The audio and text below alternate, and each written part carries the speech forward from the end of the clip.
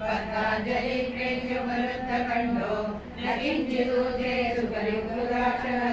विश्वभ्यचित्तं प्रणयावपूर्णं धैर्येण राजन् बहुमन्यमानः कृताञ्जलि प्राहयदुप्रवीरं श्रीशास्त्रसंसच्चरणारहितं बुद्धोवाच विद्रावियो मोहमहान्तकारो ययाशिलो मे तव संविधानात् विभावसो किं नु समीपतस्य क्षीरं तमोघे प्रभवन्त्यजाद्य प्रत्यर्पितो मे भवतानुकम्पिना वृत्ताय विज्ञानमय प्रदीपः यद्वा कृतज्ञस्तव पादमूलं पुण्यसमीया शरणं त्वदीयं गरुडश्च मे सुरस्मेन वासो दासादवृष्ण्यन्तरेषु प्रसारितसृष्टिविवृद्धये त्वया स्वमायया व्याप्तसुबोधवेदिना नमोऽस्तु ते महायोगिन्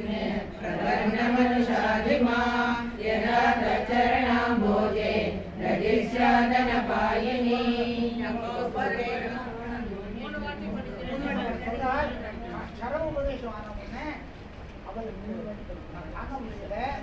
भगवान